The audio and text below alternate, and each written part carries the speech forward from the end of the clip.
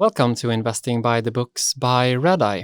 I'm your host Eddie Palmgren, and with me in the studio is, as usual, my colleague Niklas Sävås. Hello. Nice to have you here, and nice to get the second podcast going. Today we are thrilled to talk with Jake Taylor, known from podcasts his own, 5 Good Questions and the Highcast, and he's also one of the 3 in Value After Hours. You've listened to a lot of those, right? Yeah, I've listened to. Maybe too many. Becoming a father leads to a lot of walks, and I think I probably listened to maybe 50 podcasts with Jake before, and I think he's a great guy, and I look forward to talk to him so much. And Jake is also CEO of Farnam Street Investments and author of The Rebel Allocator, a book we will talk more about in this episode. What were your thoughts on the book? I think this is a great book for beginners who want to understand business and investing, and specifically then, of course, capital allocation. And one thing that's really good with the book is that it's written in a really easy format for people to take in. It's a novel, which is very, very rare in the investing sphere. Yeah, the topic might seem boring, but it's really easy to pick up this book and learn a great deal about it. And it's really something that is, capital allocation is one of management's most important jobs. From the framework of Redeye quality rating, what will the episode cover? So, as you all know, we have the sections people, business, and financials, and this one is naturally people because it's people who allocate the capital for a business, and in our people section we rate management and owners, and also the corporate culture of the business. Yeah, and we will also try to cover a lot of other topics in this show, not only capital allocation, because he has many interesting interests and approaches when he is investing and also in life. So I'm really looking forward to that. We will recommend the book for everyone, of course. The Rebel Allocator can be found on Amazon, for example, where you can read the Kindle, listen to the book, or you can order it physically. And if you want to follow Jake, which we strongly advise you to do, on Twitter, his handle is at FarnamJake1. And you can also, of course, listen to his podcasts. And any other thoughts before we get going? No, let's start.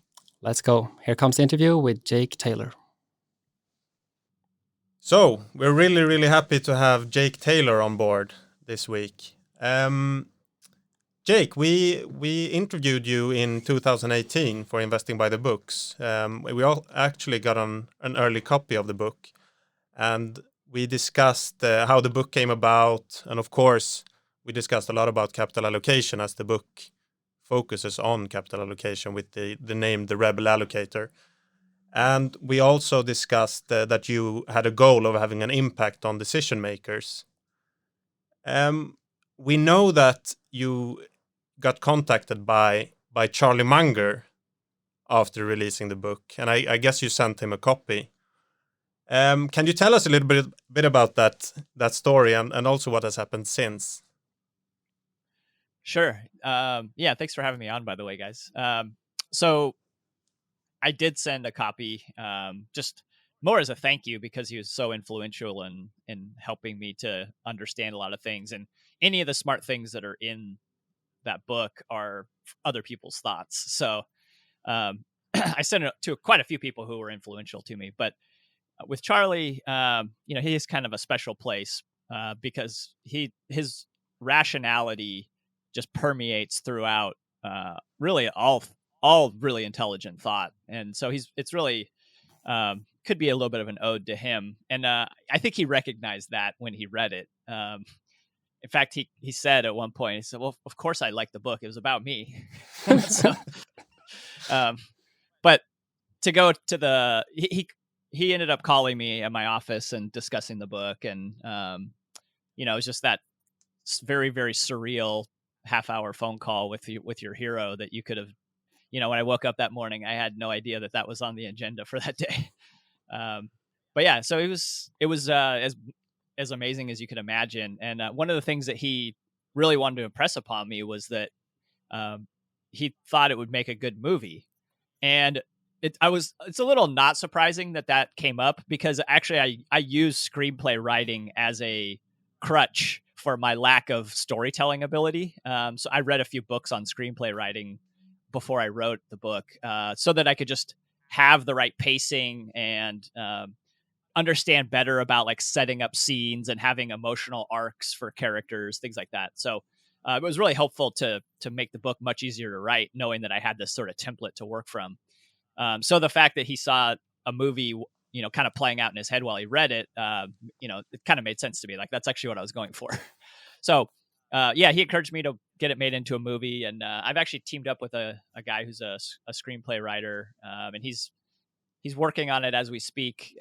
It's a labor of love, I think, for both of us at this point. He likes the material. I don't think either one of us think it's going to go too far. Like, I just understand the base rates on how likely you are to actually get anything. 1, to even get like optioned. 2, to get a green light. 3, to actually get made. 4, to ever get released. I mean, those are all staggering odds on their own. So you add them all together, and I don't have delusions that it's going anywhere, but it's kind of a fun side project to just have in the hopper. Maybe we can group together the value investor community to fund it. Yeah. Well, what's left of us? Yeah. I definitely hope that there will be a movie one day. Can you tell us a little bit how, like, if any experience you had since the book came out, and what kind of feedback you have received from the public also? My favorite feedback is actually from small business people who read the book and like were really said how much it helped them to think about their business and how they can improve what they're doing. That is a lot of the point of it. And the other thing too is, like, actually I've had a lot of people say that they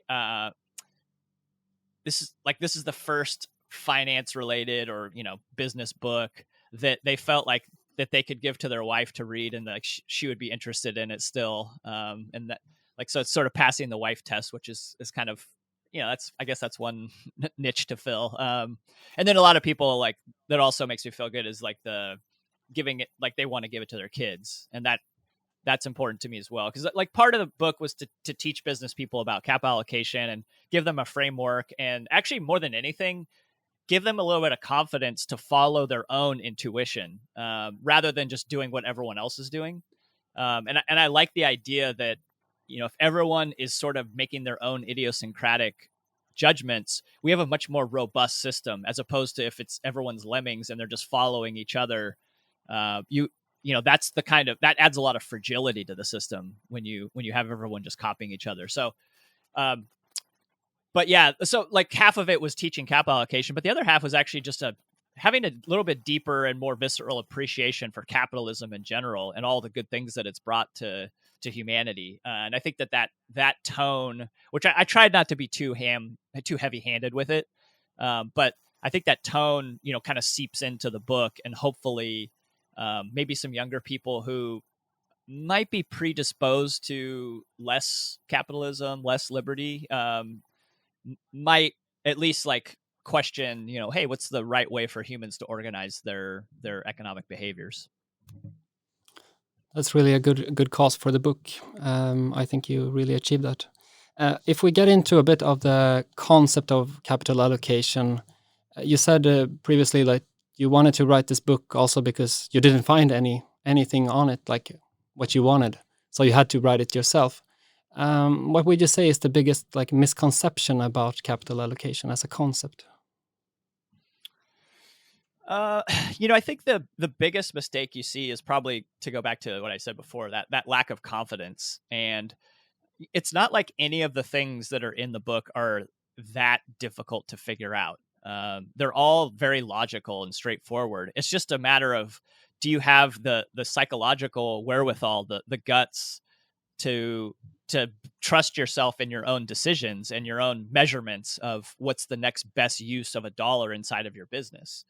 And especially in a public domain where there are a lot of institutional imperatives that can, and quite quite logically, actually, for the CEO or whoever is making the decision, they're just like in any investing, it kind of lends itself to being wrong in a crowd as opposed to standing out on your own and being wrong. That's like the, kind of the death sentence. And in fact, we're all wired to avoid those kind of situations, right? Like anytime there's uncertainty, we're wired to hang out in the crowd because that increased our survival odds.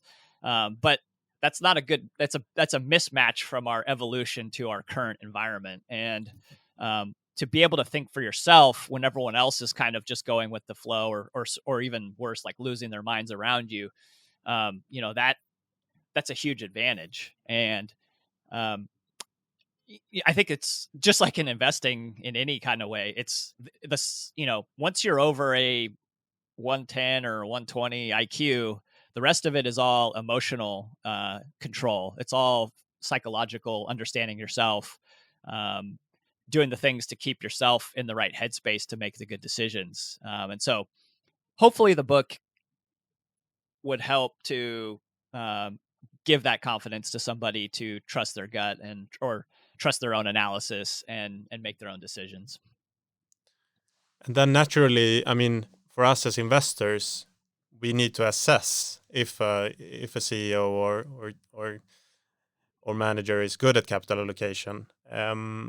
How do you assess it? Because I mean, you have many different. I mean, for example, in Redeye, we focus on smaller technology and life science businesses, and I mean, they don't have too many options other than investing in the business itself. And of course, then you need to look at the return on invested capital and so on. But how would you assess it?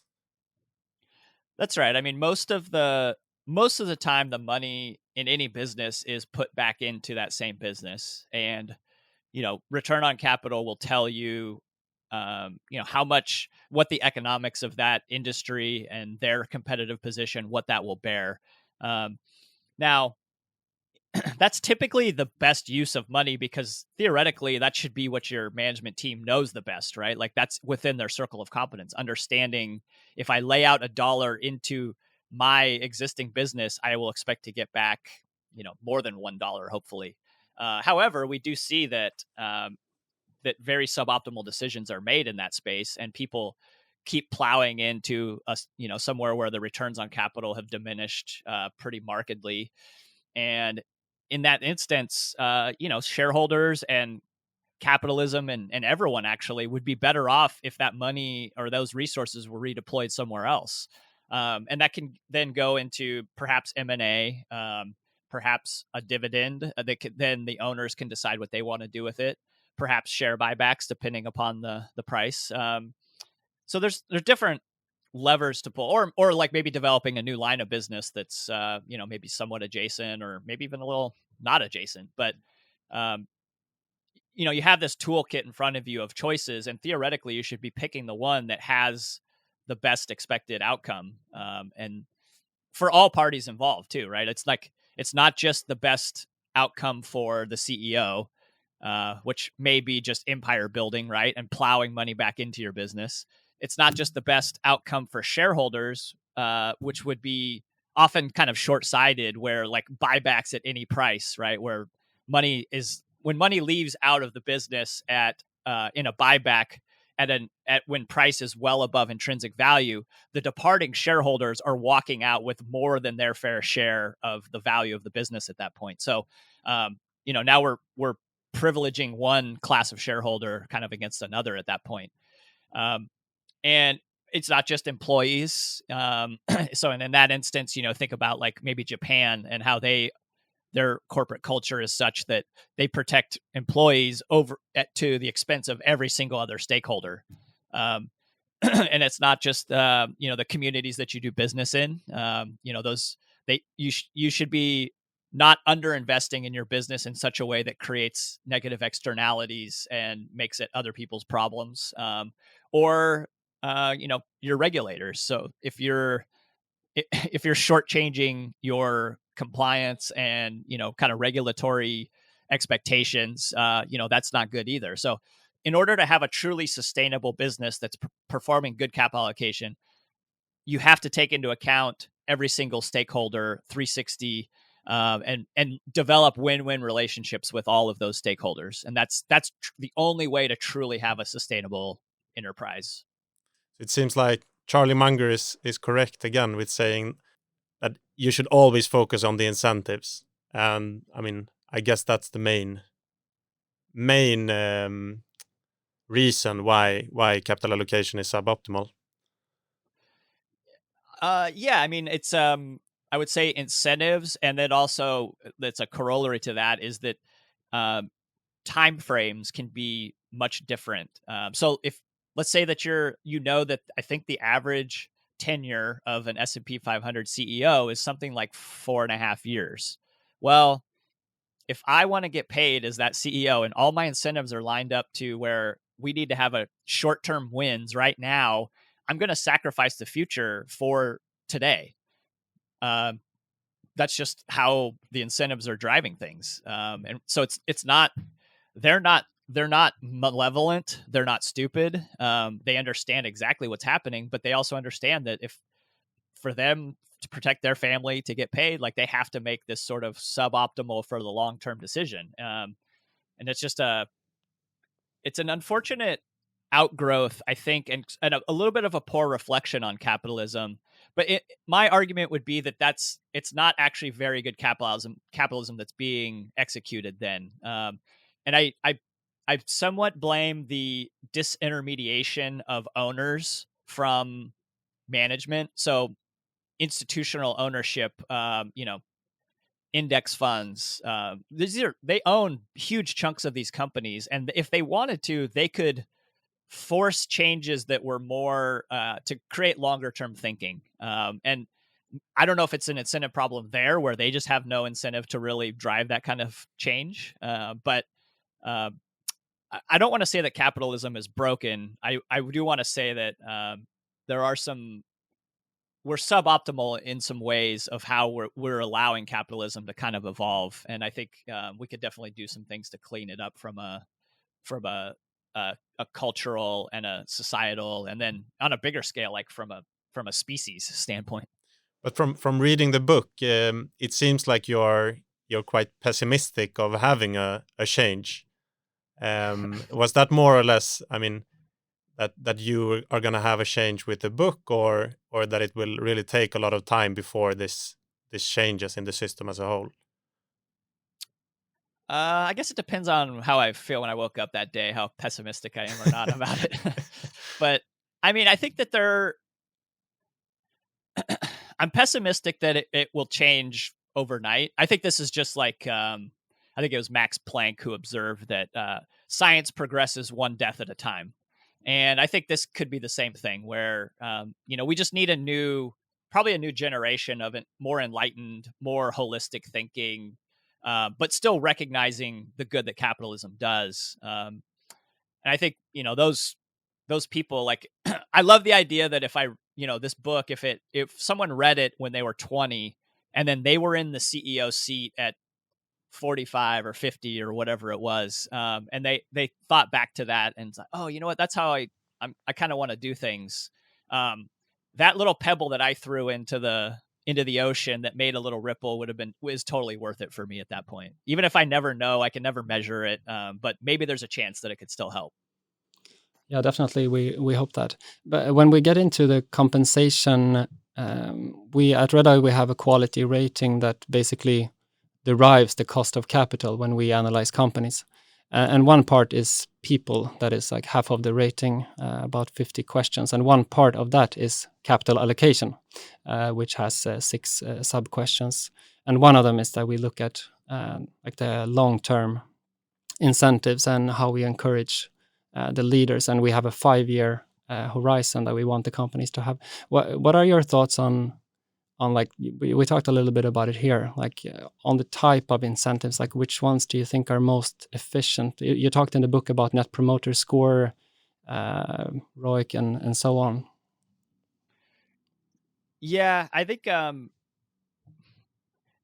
don't know if I have better answers for that. I think actually, like, sort of each business probably needs to be measured based on the characteristics of that business. So, for instance, with Geico, Buffett devised a comp plan that trickled down from the CEO all the way down to like the very, the agent who's on the phone with you if you call in, that was based on basically like policies that people paid policies. And he found like what's sort of that one key metric that it will tend to drive. And I think there's a good book on some of that design, which is by Andy Grove, which is High Output Management. That it has a lot of good ideas on how to design incentives. If there was a book that I wish someone would write, and it's not for lack of, I think, people wanting to write it. I think it's that we literally don't have the data or the information, but it would be a compilation of all of the comp plans that Buffett has ever designed. Because I think he's actually secretly a genius when it comes to this, and it like goes unnoticed. I would love to be able to see all the different comp plans that he's crafted over the years for different subsidiaries. One other thing to talk about probably at this point would be what I like to do to assess capital allocation for a potential investment is practice what I would call like cash flow statement empathy.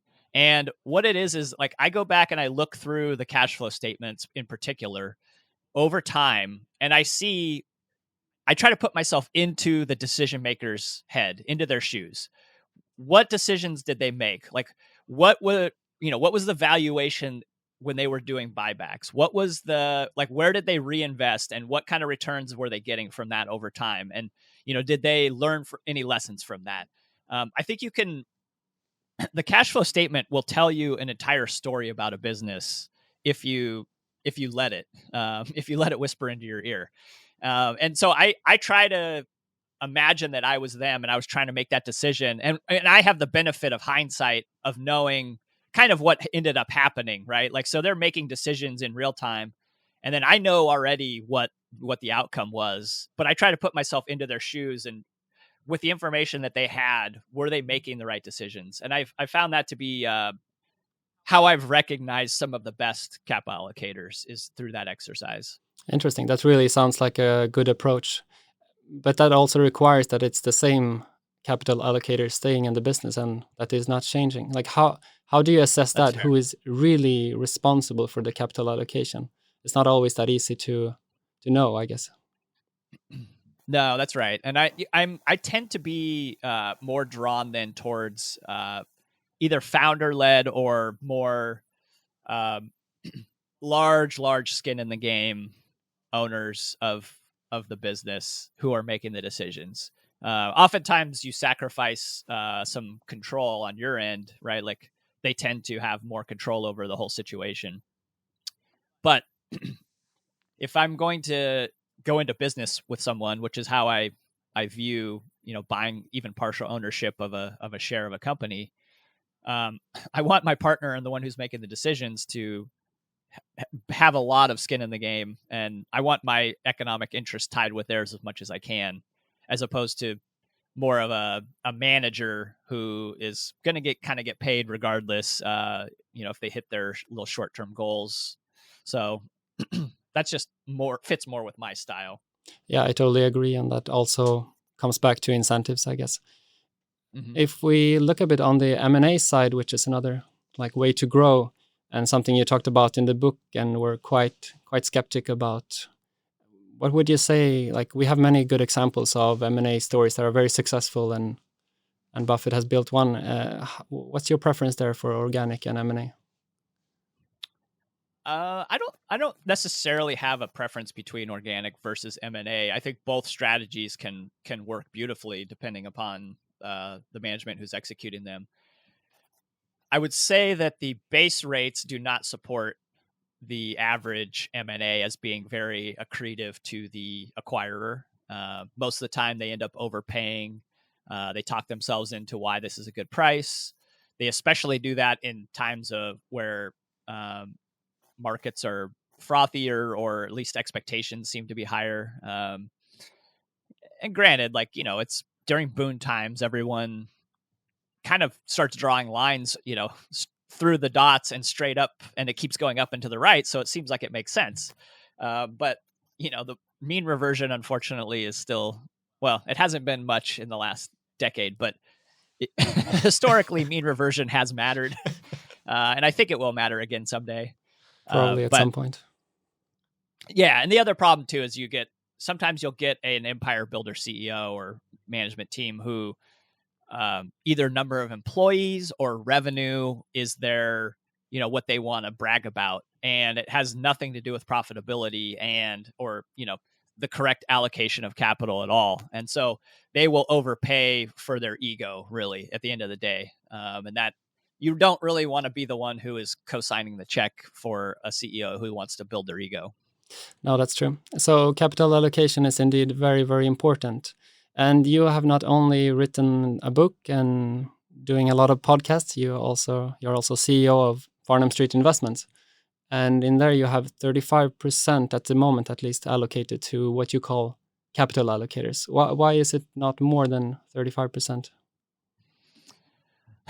That's a good question. I probably don't have a good answer. Part of that a little bit is there is no strategy that is not informed by the price as well. And the price gives the implied odds of success. And I just don't like overpaying for things. And so I have a whole list of other people who I'd be very happy to have as allocating capital within my companies in my empire that I'm building that I consider my portfolio.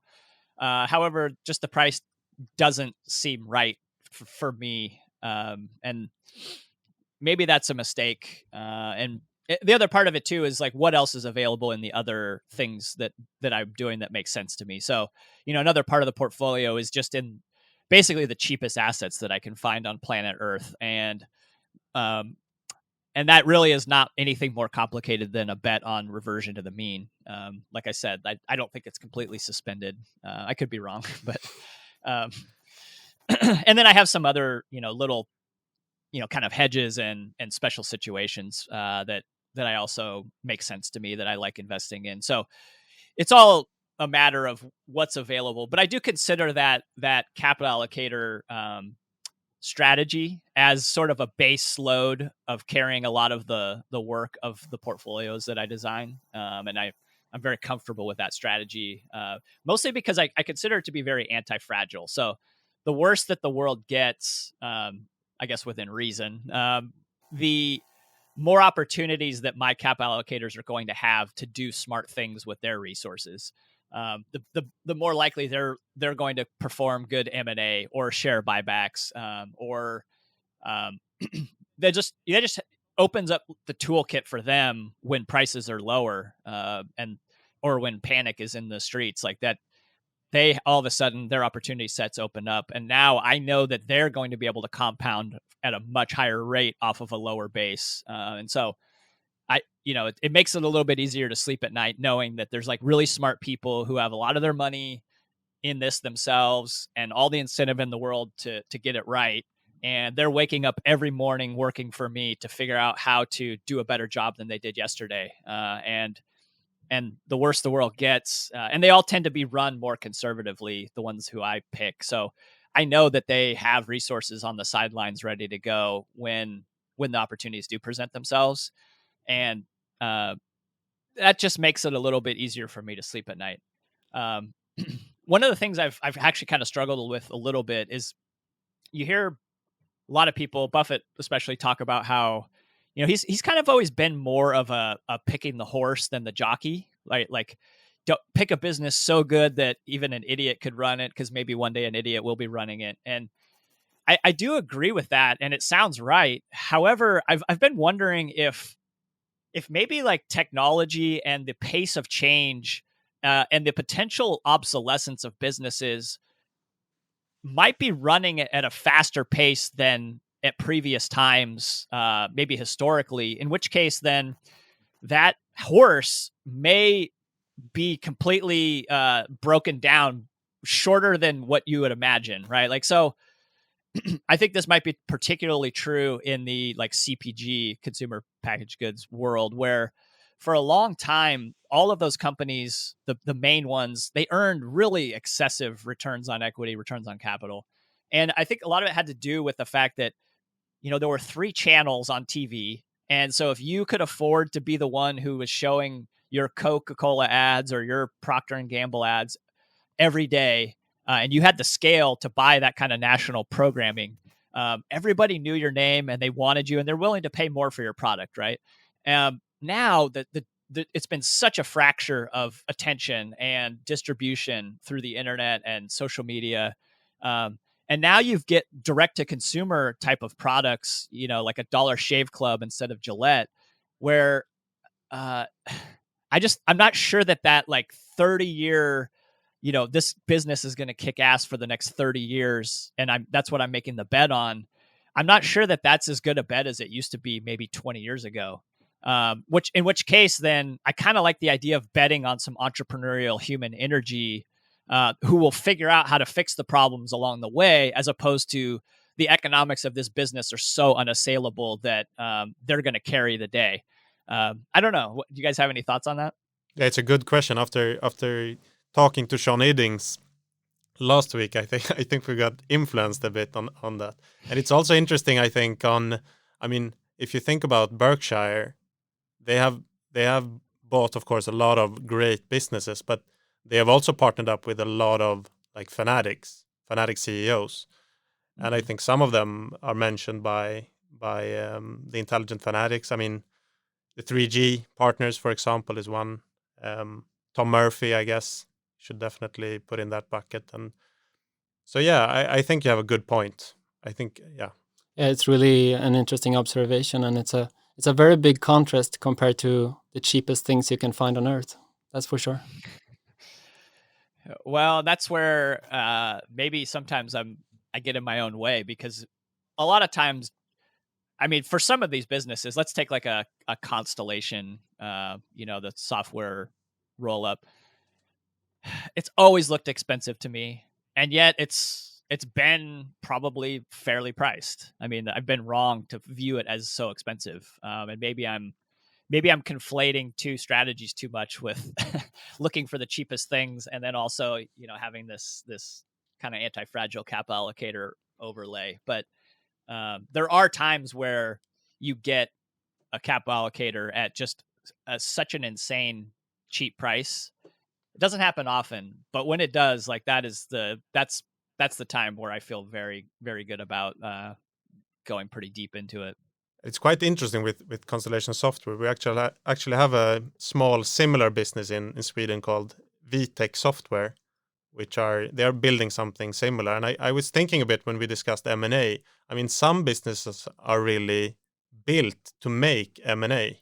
That's what they're built for. And I think if you would look at the base rates for such businesses, I think that would be a completely different story, actually, because I think we have at least 10 good examples in Sweden of really M&A driven businesses who have been, home runs.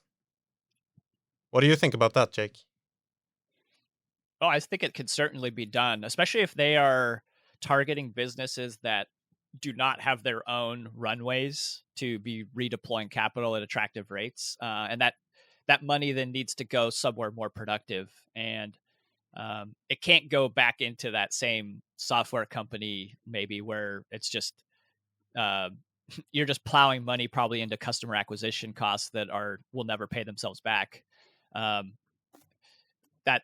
That money should be redeployed then, in which case maybe buying the next one that is sort of at its limit of ability to redeploy, and you could just keep rolling those up into bigger and bigger cash flows. It makes sense to me.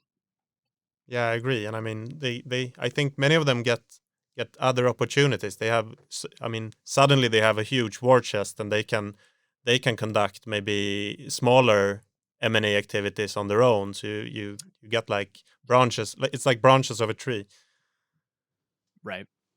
Yeah, and when we get into this whole investment philosophy discussion, I remember you said in another podcast that you kind of stumbled upon the value club, like when you met Warren Buffett for lunch, and now you kind of had a commitment bias, maybe, that you've been like started in this and then you keep going and it's hard to change.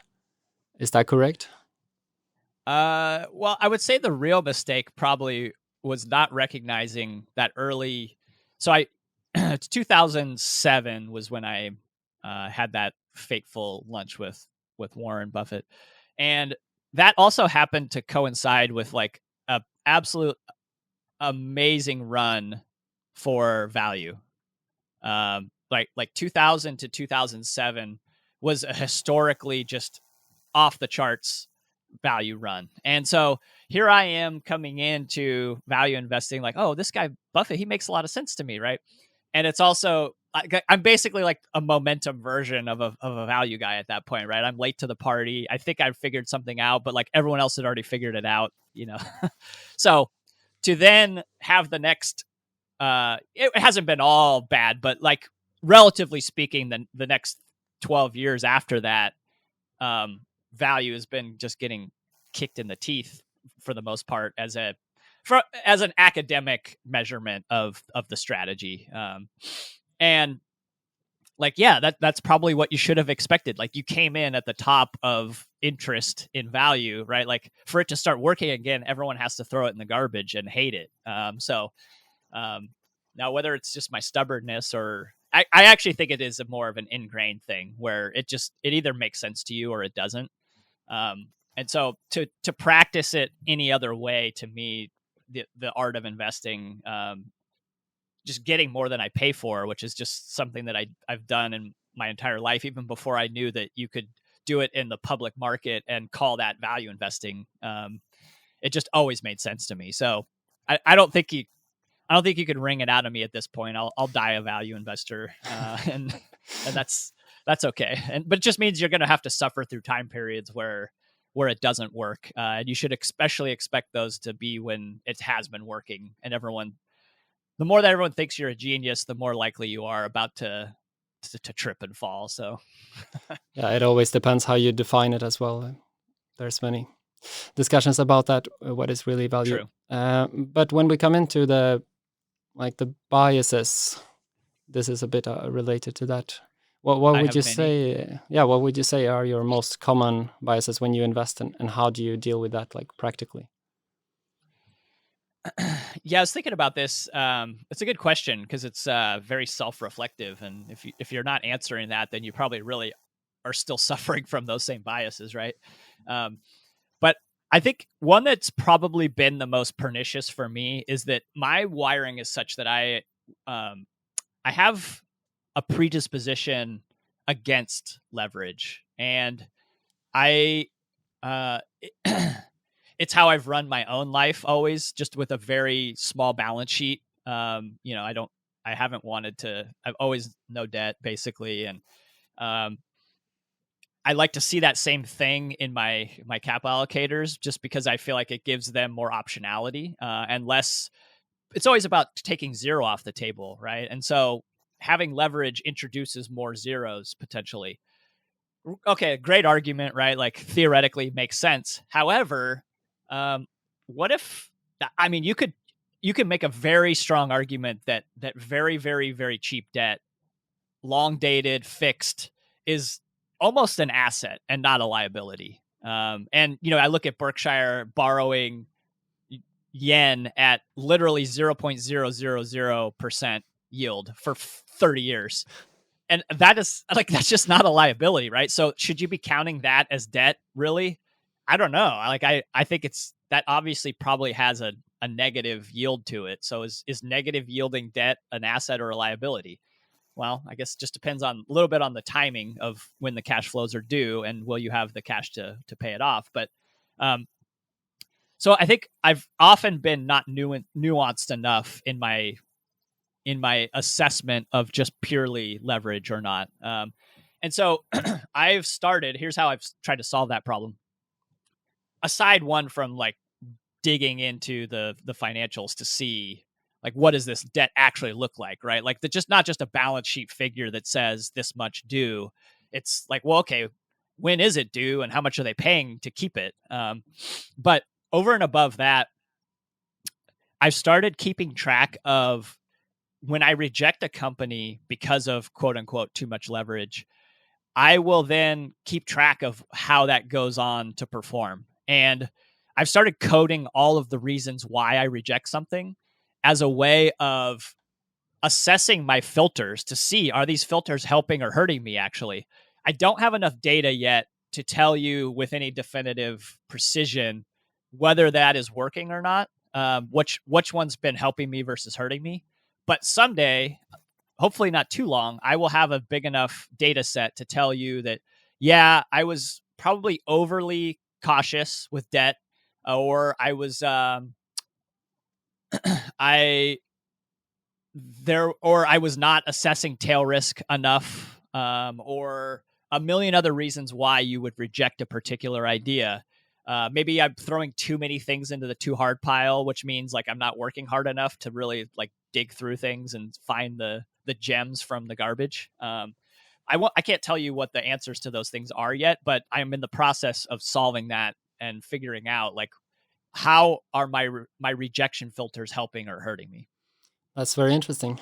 Would be interesting to hear how that goes. Do you have how do you do that practically? Like, do you have a journal where you write everything up, or is it Excel or? Yeah. So I'm actually, I wasn't really planning on talking about this, but I'm incubating a little startup that is working on this problem and several other problems when it comes to getting the biases out of your decision making in the investment context. And really, it's just all the things that I would want built for myself. So it's kind of at this point, it's a proprietary software that I've been using for about a year, but maybe someday, like the team wants to make it a public thing, and we might.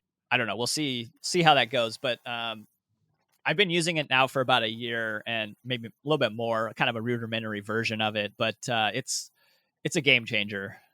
Just to have the ability to see the decisions that you were making in real time and then go back and read what you actually put in there, and you're like, is that really what I thought at that time? Oh my god, how dumb can I be? But it's you because I mean you're the one who put it in there, and then to see all your decisions, how those have played out, and to see your rejection filters and how that's playing out. It's all this decision making data that exists, and we all know what it is, but we don't really track it because it's kind of a pain in the ass to track it. But this software makes it much easier to keep track of all that stuff, which then hopefully leads to closing that feedback loop, which gives the intuition a chance to grow. Yeah, that sounds really useful. I would love to have my hands on that tool. Maybe we can be beta testers. Yeah. Hopefully, maybe someday soon it'll be ready for that type of outside exposure. Unless you sell it to some brokerage firm or something. Yeah, I don't know. I think that kind of baby, I'd rather push that into a much farther interesting places to go with it. Because I mean, you guys kind of know I'm a little bit of a mad scientist when it comes to the decision making space. Like I'm always looking for crazy ways to kind of push the envelope on that and see how I can improve things, like health wise, environmental design, information, diets, and things like that. Like I think there's tremendous opportunity to give brains the chance to make the best decisions over and above what we do right now. And I think we're pretty sloppy about it for the most part. But someday I think we'll probably look back at today and say like, wow, that was really the dark ages of decision making. Like we didn't know anything, like, and yet there was so much stuff we could have been doing better. So a good segue from that is discussing the multidisciplinary approach, where I mean we know that you're a disciple of that, and I guess you have been influenced by Charlie Munger, as we have as well. Maybe you can start with just explaining that approach, why it's beneficial, and how you use it. Sure. I think for me, it's there are certain like capital T truths, and figuring those out is actually quite difficult. And a lot of the problem is that you just don't have a big enough data set to say whether something is actually true or not, and whether that it will persist to be true, right? So there's this great book by it's called The Half-Life of Facts, and I think Sam Altman is the author, if I remember right. I might be having that wrong. Sorry, Sam. I know it's Sam is his first name. But this idea of the half-life of facts is that if you like, how tall is Mount Everest? Like something like 32,000 something feet, I believe. Well, that's actually not true, because every single day it's a mixture of plate tectonics pushing it up just a little bit, and then wind erosion eroding the top of the mountain off. And so that number is actually changing all the time, right? The actual true height of Everest. Well, okay, like now you go to something like physics, where, gravity is probably a thing that is true and is going to be true for at least our lifetimes, right? Although, however, like we've seen that it went from Newtonian physics to Einstein and relativity, and like we have a complete shaking up of the apple cart, and all of a sudden all these things that we thought were true, all these facts, these facts decay, and they decay as a base at a kind of a known rate, depending upon the particular domain that they live in. So something like Mount Everest, that fact is decaying constantly because it's always changing. Whereas physics seems to be decaying every maybe 300 or 400 years. We change it. So in our world, where we're trying to assess the bigger world and figure out, how do businesses work, who's going to make money, how are we going to benefit from that, we need to find these big capital T truths that may live for a long time. And so there are three primary buckets that I go looking for capital T truths, and that's physics, so just the natural kind of world, the universe. Mathematics falls under that, and then biology. Like, so with physics, you have, like, let's call it 13.8 billion years of data being collected for our known universe. In the biology world, we have about 3.8 billion years of data that's been collected. And then sort of like human history, and let's call that, maybe 1 to 3 million of our current iteration of what we look like, and maybe 10,000 years ish of recorded history. So those are reasonably big data sets from which to draw inference. And then what we can do then is take all these models that emerge from that we believe represent some capital T truth, and we look for applications of those models in our more everyday shifting world of business and investing. And so in the value and after hours segments that I do, I try to take these big capital T truth ideas from other domains and then look for an analog in the business or investing world. And I'm not always successful. Sometimes I try and I push it too far and probably doesn't really apply that much. But maybe if you squinted hard enough, it would look like it fit. But at the end of the day, it's more about trying to stretch your mind into thinking about different ways of approaching problems and having this like wide tool set.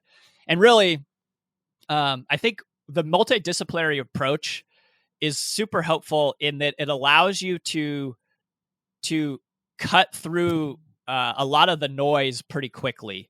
And, it's like having a really sharp saw. Like, so if you spend all your time sharpening the saw, when you actually, like, when the wood does show up to be cut, you're pretty proficient at it.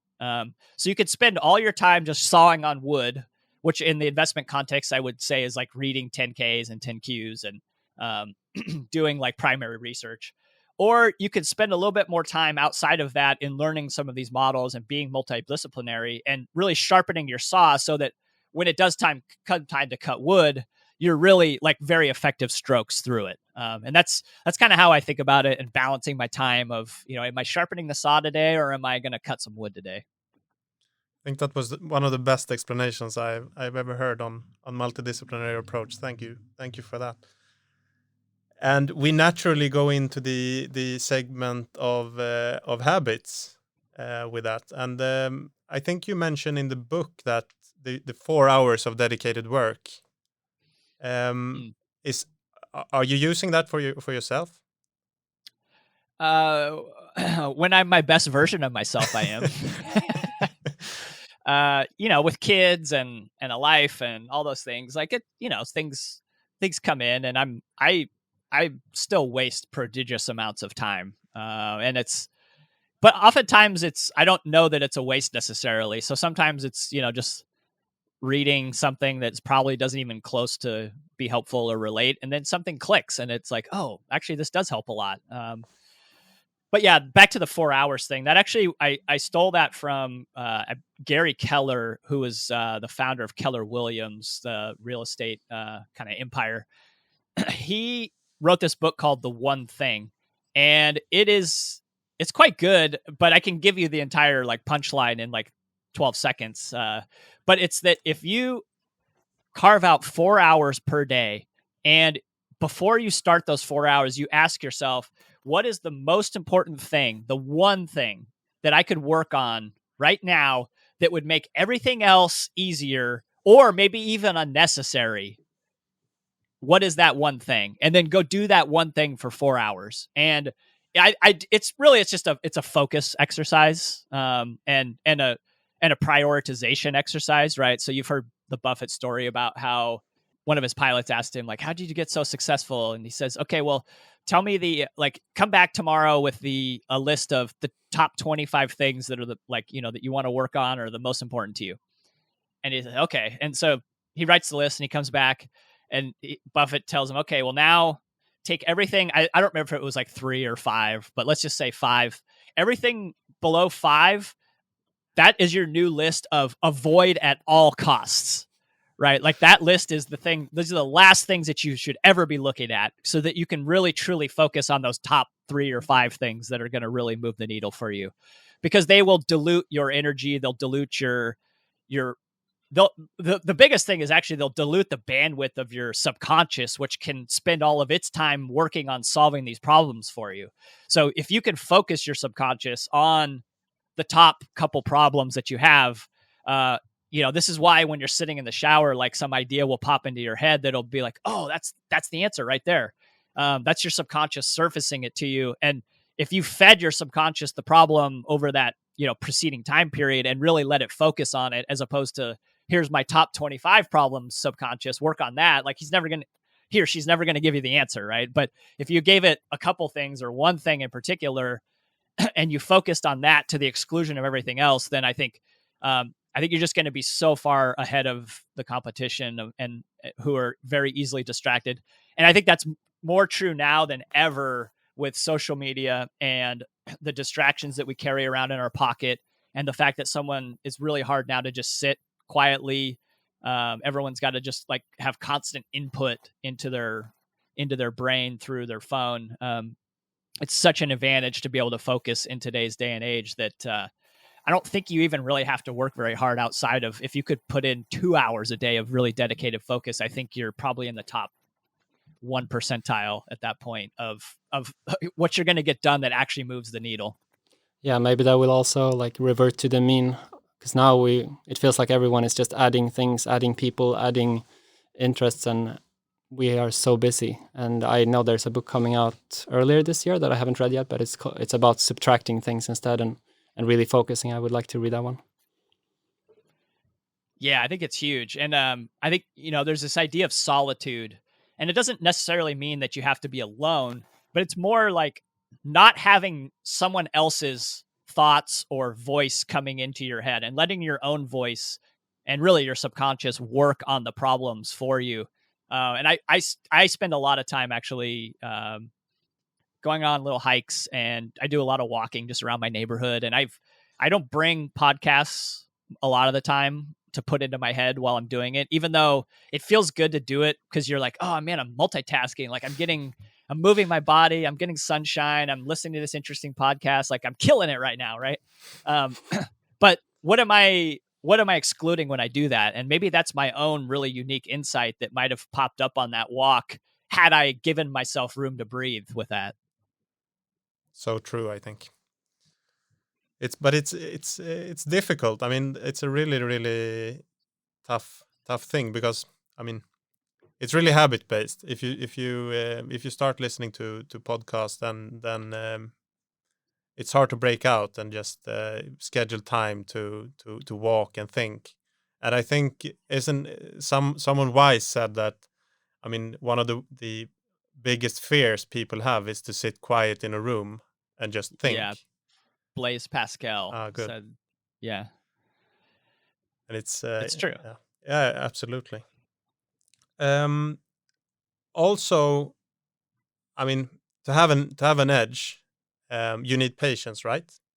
And how do you really, I mean, maybe it's connected to what we discussed before, but how do you deal with that in this world of noise? It's 1,000% connected to that. Designing your environment to limit the amount of noise,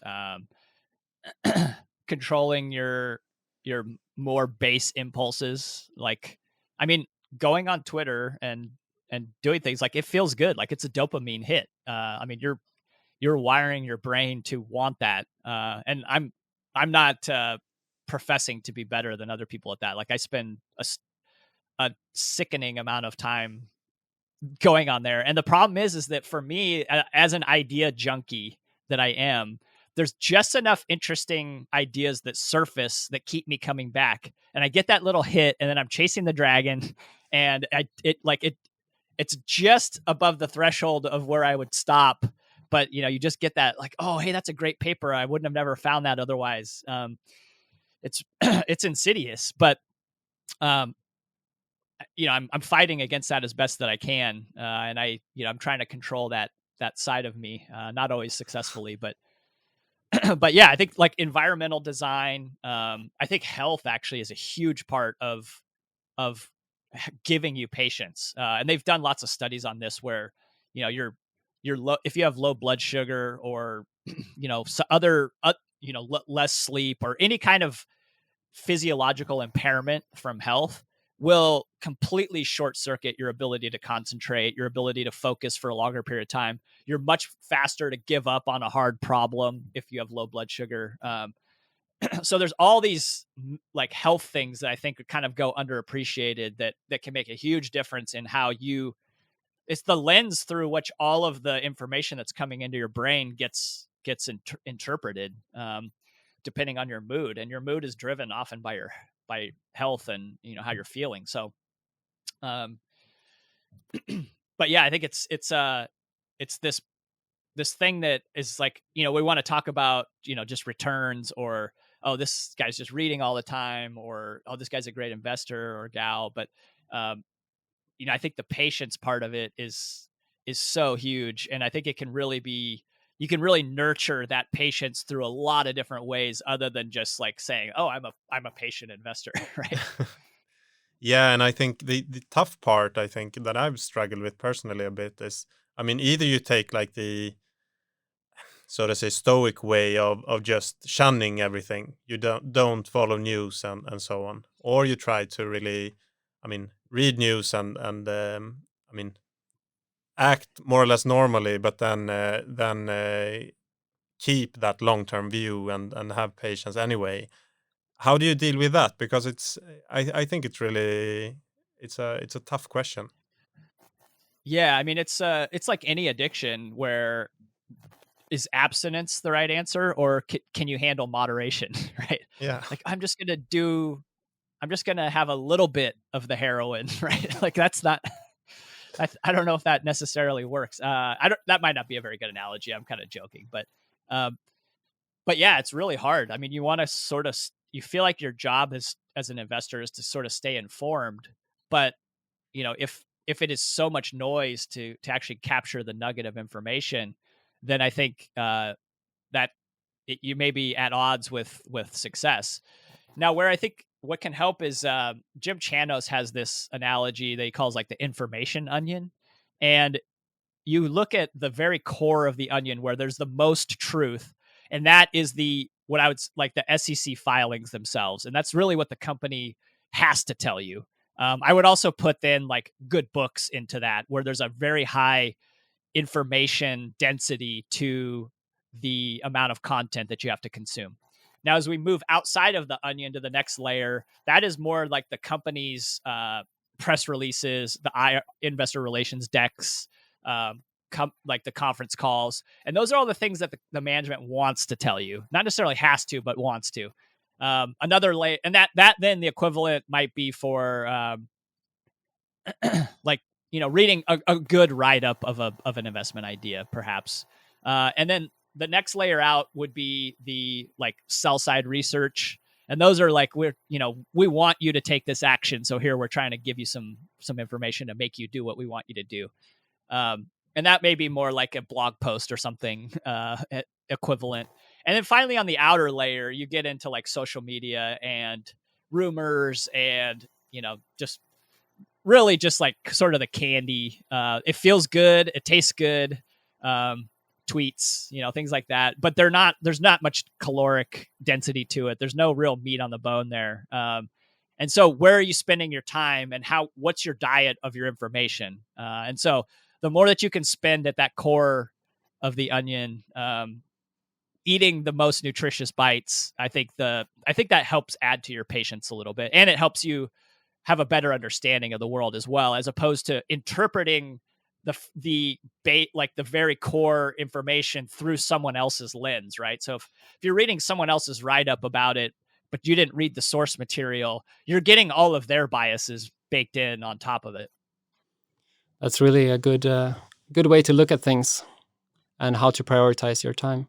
And within that core, like something that I was curious about when I read the book is the pricing power. And you mentioned a common quote, this thing that in the long run, everything is a toaster. So, and Mr. X gets this question of he asks, how can you really know? How can you know if you have a differentiated product? So the question is, could you raise prices and not lose customers?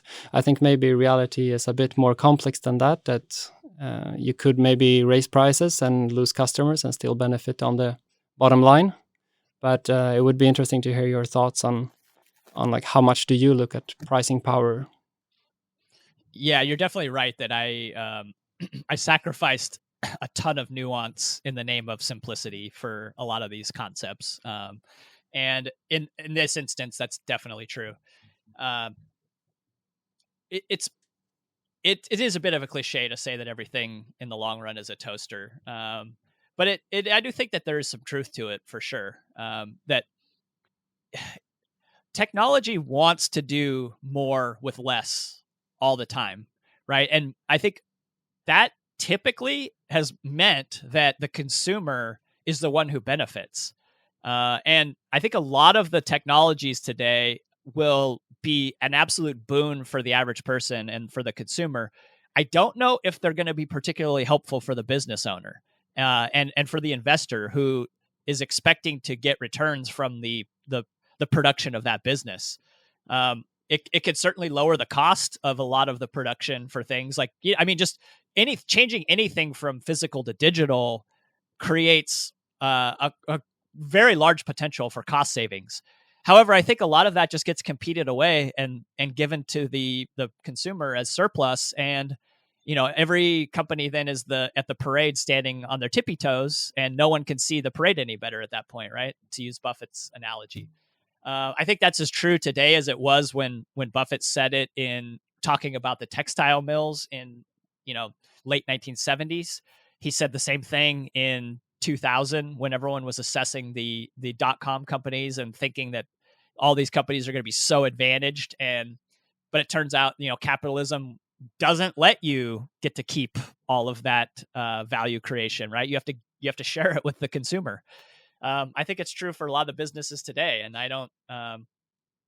So maybe not everything is a toaster necessarily, where it becomes undifferentiated, but that the return on the equity of the ownership of that asset can only maybe get so high, and probably competition will erode it, and that will then be passed on to the consumer. And that's a great thing for all of us, and it's a great thing for humanity, and we want all of our businesses to be working hard to delight us. It's not all good or all bad. It kind of depends on where you're sitting. If you're the owner of the business versus the consumer of the products. That's definitely true.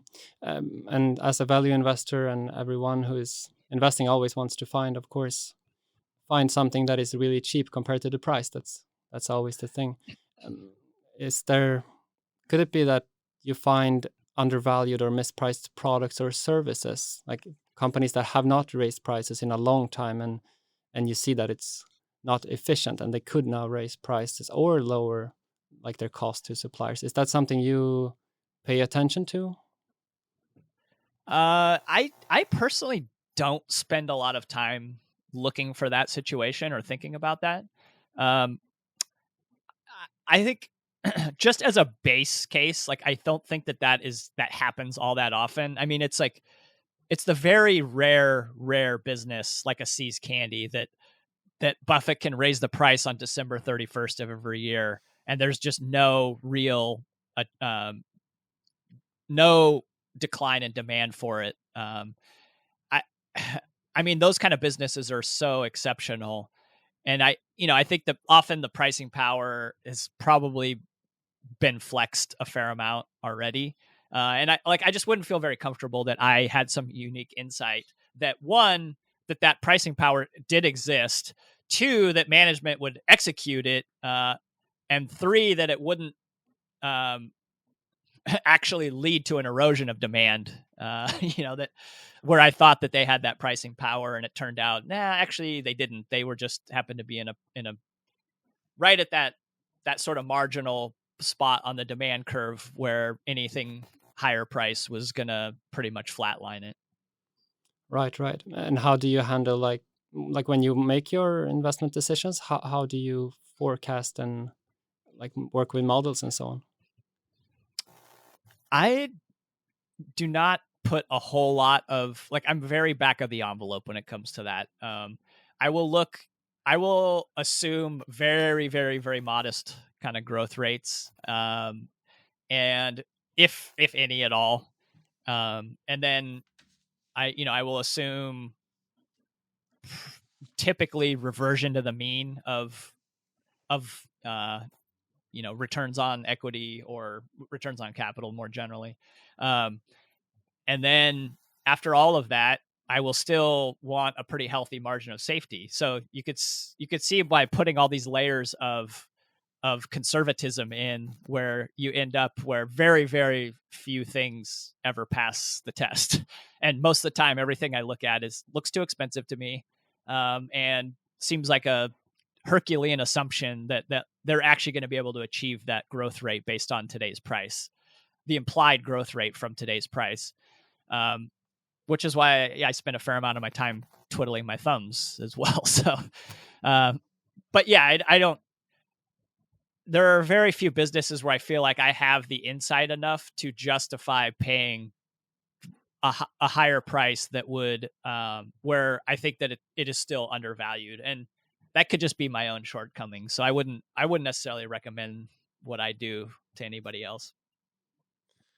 But yeah, as you say, I mean, it's really up to each investor, and maybe for you would put it in the too hard pile, but someone else could have other insights. Well, my thoughts are that, like, Buffett says that price is his due diligence. And what I think he means by that, if I can add a little nuance, would be that when prices are really low for something, you don't really have to be that good of an analyst, right? It's just, it is so cheap that there's lots of ways to win here. Nothing amazing has to happen. Like, basically, like, as long as things don't just go totally to pot, like it has a good chance of working out. Well, as the price moves up, and let's take that to a really far extreme. Like, if it is, if I can buy an amazing company for $1, like, I don't really need to know that much about what's sitting on the balance sheet. I don't need to know that much about the customers' relationships with the company. All of that stuff is baked into the price. So as I move up from that spectrum of $1 for it up to what the market is currently selling it for, or even further past that, like with the assumptions of what the market cap would have to grow into for me to get a reasonable return, well, now I need to be smart about more and more things. Like, I need to understand more and more about it, and I have to be right about all those things. So the degree of difficulty moves up with the price.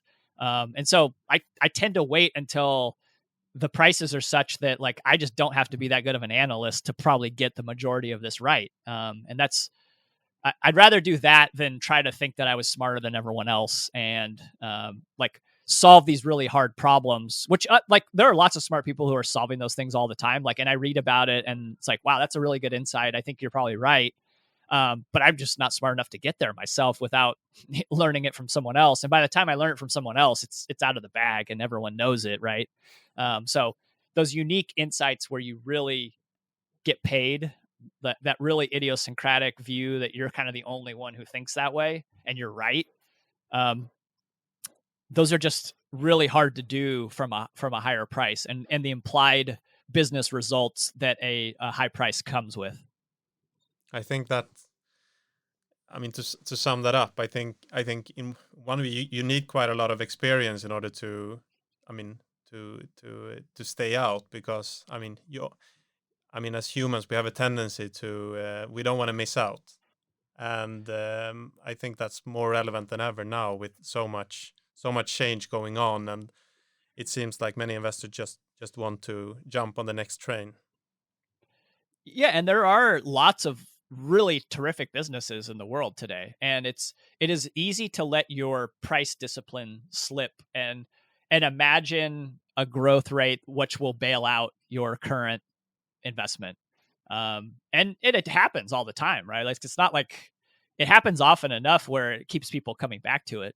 But for me, I just don't want to depend upon some kind of right tail, like good outcome that makes the price that I paid, which was too high, turn into an okay investment. That for me, that's I don't like rolling those dice, and I'd much rather try to control the outcome through paying a very low price as opposed to being a really, really stellar analyst. I guess it comes down to risk aversion and also patience, as we talked about before.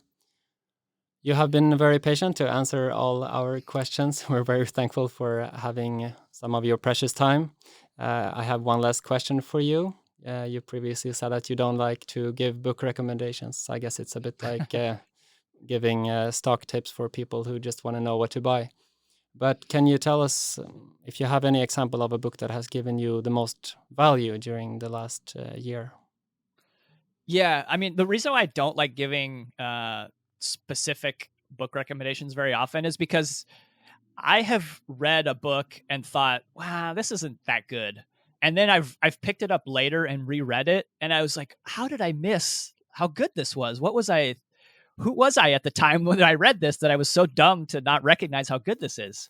It's like that parable about like no man crosses the same river twice because it's not the same man and it's not the same river. And so for me to give someone a book recommendation, then like, I don't know where they are in their kind of knowledge journey. I don't know the other books which provide the context, the structural context to support that new wrinkle of what this new book is saying. I don't know if it's going to resonate at all. So that's why I don't particularly like giving book recommendations. However, I will say, since you asked for a specific one, there's this a book that came out a couple months ago by Adam Mead that's called The Complete Financial History of Berkshire Hathaway. And I mean, and this thing is it's a monster book, like doorstop, it's 4 inches thick. But what it is it takes Berkshire's entire financial history and it breaks it down year by year. And it actually starts before Buffett. It goes back into the old like textile days in the like late 1800s, the original companies that then came together to form Berkshire Hathaway. But it obviously gets much more interesting when Warren gets involved. But it goes through every single acquisition, every single, like the results of the insurance companies every single year, all the MSR, the manufacturing service retail businesses that are inside of Berkshire each year, all the deal structure, like what did they pay for Mid-American? What did they pay for, Scott Fetzer? All these different, and each year breaking down, and then how did that thing go on to do that next year? And like, what were the returns? And it's just the amount of work that it took to put that all together was such a Herculean task. Like, so I'm very thankful to Adam for having done that, because that's the book I would have wanted, but I never would want to do it myself, right? And now here's how you take this and put it over the top. Take this book and read up until 1994. And then in 1994, the annual shareholders meetings for Berkshire are available in both video and podcast format.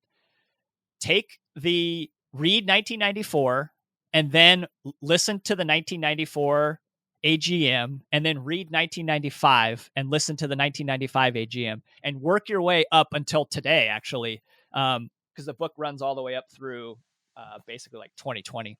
But to have all of the numbers given to you in a really easy to digest format and collated for you, and all the deals, and then to have Warren and Charlie giving you real-time analysis and color of what they were thinking at that time.